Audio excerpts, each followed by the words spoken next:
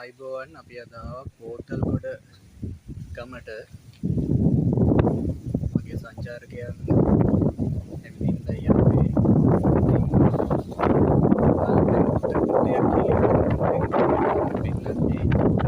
බලන්න මේ පුරුදු වැඩ කරන්න පටන්ගෙන හරි ලස්සනයි. මේ හරි සුන්දර ගම්මාන වටේටම තියෙන කඳු වැටිය. මේ අපේ